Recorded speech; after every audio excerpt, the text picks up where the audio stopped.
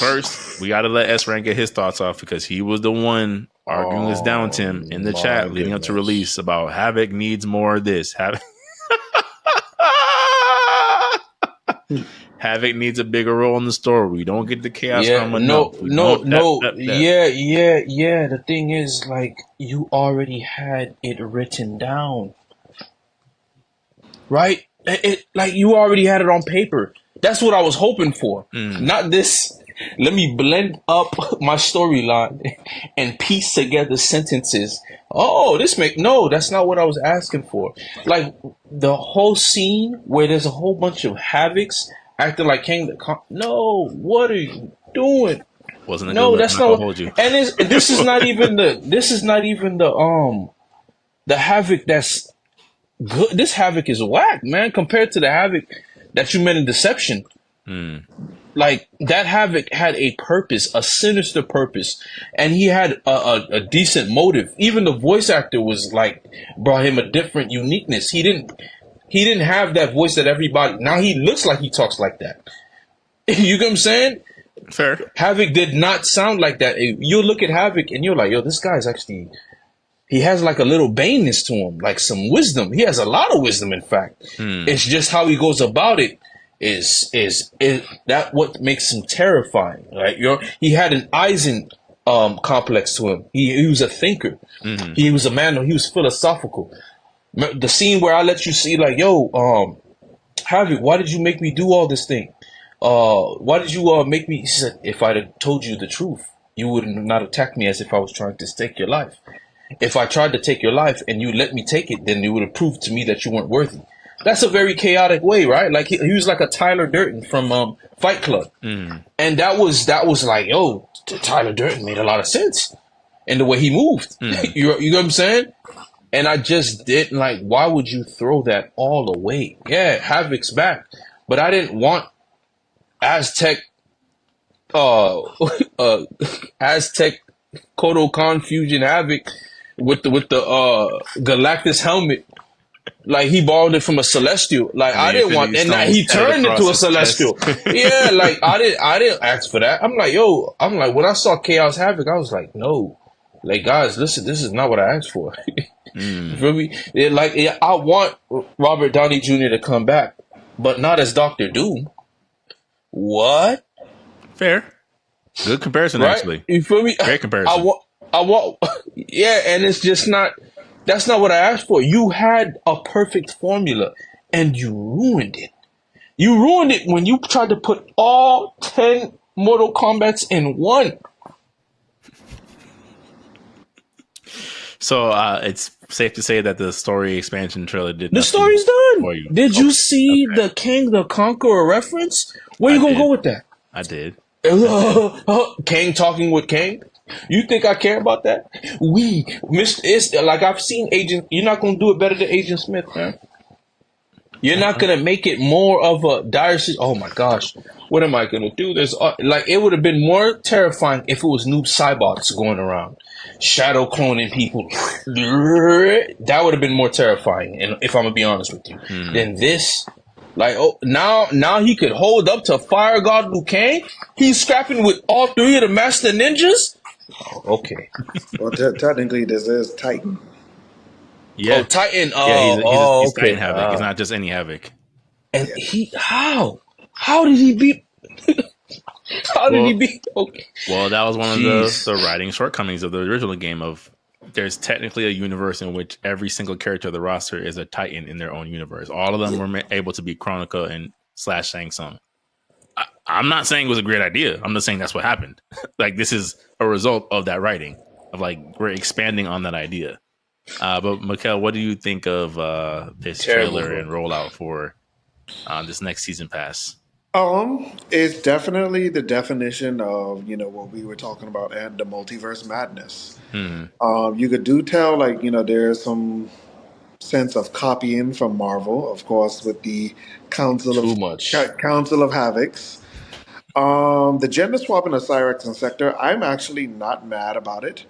Because when it comes to the multiverse of madness, there has to be some stark contrast, and I feel like those two were very safe choices because when you really look at ever since from their their reintroduction from MK9, there've just been too many back and forths with them.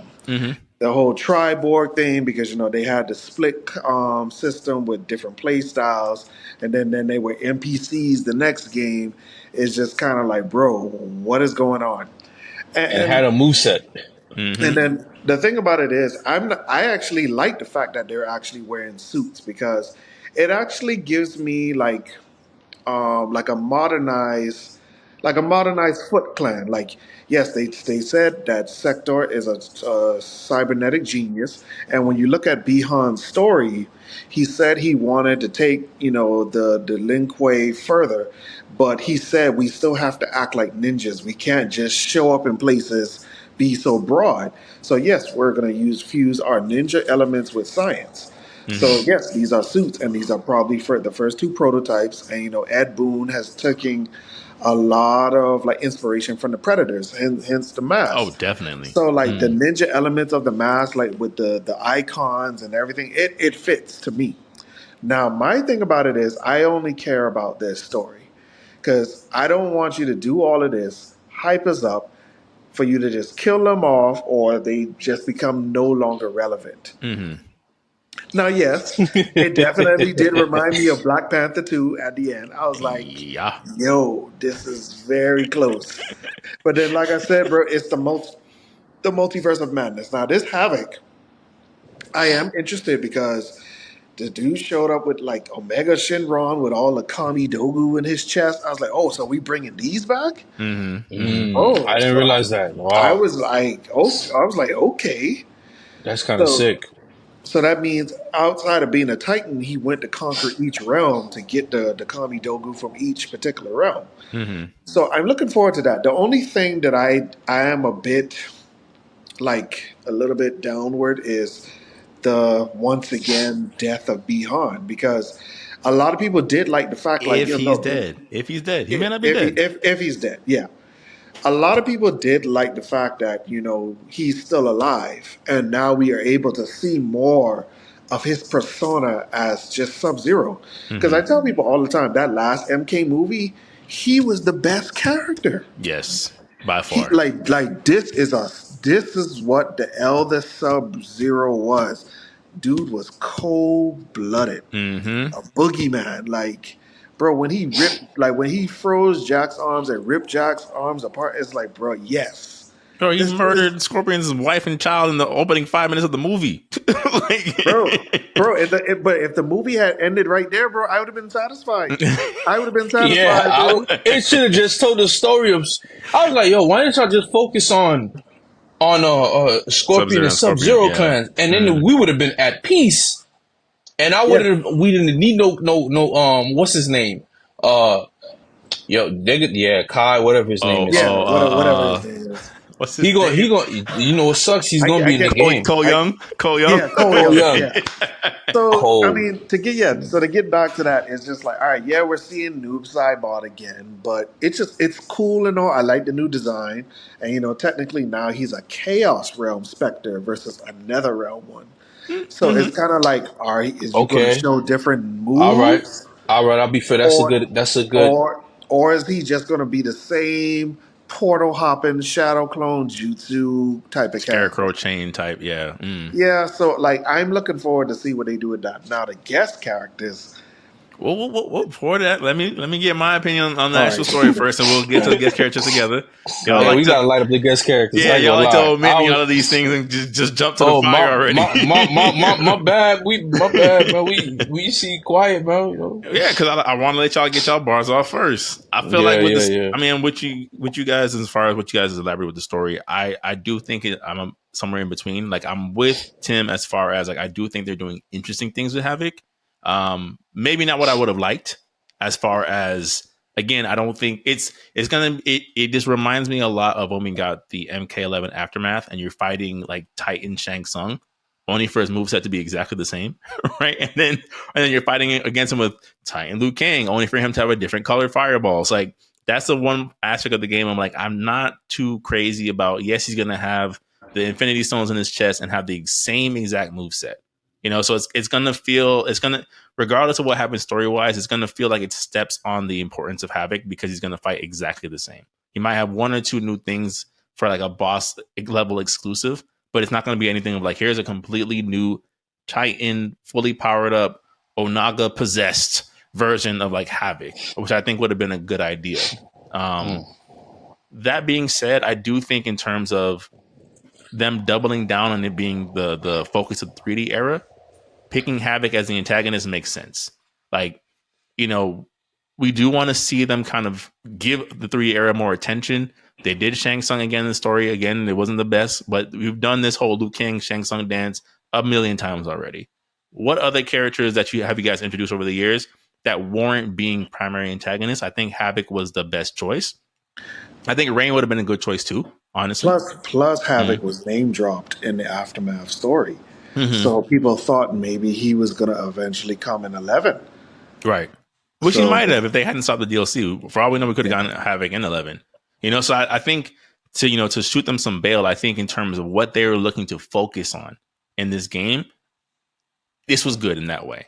Now, the execution remains to be seen, right? We might hit play on the YouTube cutscenes and be like, well, way to fumble it again, right? The layup was right there and you dropped it again. But we'll see. When it comes to Cyrax and Sektor, Tim, I'm with you. I think if you're going to gender swap any characters, they make the most sense. Especially the rebooted version of like, they basically have no backstory outside of 9. So making them women, I ultimately feel like it would have been better just to introduce new Lin Kuei characters, personally, in my opinion.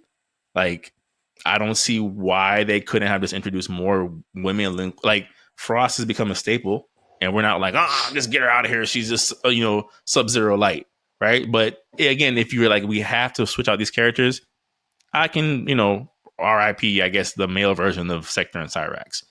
Again, I said what I said about the costumes, like their suits. Feels a little MCU inspired, which I think was weird. I do like the fact that they're not robots anymore and they're wearing suits. It's cool. Cyrax being black with an accent. I'm like, we'll see. All right, but I think ultimately it's. Well, Cyrax always had an accent, even in No, really. Yeah. Well, maybe this is something that they corrected because when you look up the original Cyrax's bio, he's from Botswana. Mm-hmm. Yeah, so, that's like a Jamaican. No, it feels Black Panther. It feels Black Panther. Okay. Yeah. It feels very Black Panther. Right. So that's why I think that's also part where I'm kind of like, did we have to go so on the nose with you already look like why should we be surprised? Did you see the Killmonger Hellcat Rain? Like, people just don't understand, man. Yeah, and like I said, it could be something where like the intentions were there, but the execution was lacking. So I'm not gonna kill them over that. I think ultimately, in terms of what they're bringing for this next installment of characters, Mortal Kombat characters, they did a good job. People have been asking for Cyrax and Sektor to be playable for like 5 years now. So them coming back, granted as DLC, I think it makes sense of like here are characters that people will actually be willing to pay for from the MK point. What Tim said was true also. There might be enough variations with Noob where like, okay, it feels fresh enough for me to want to spend my money. And, as a layaway, let's say you don't want any of these things, you're still getting Animalities for the entire roster for free. Right? You can't really be mad at that. Like, you can tell that NetherRealm and Ed Boon really want to go on like damage control and try to save this game a la Street Fighter V. And now we can cook up the guest characters.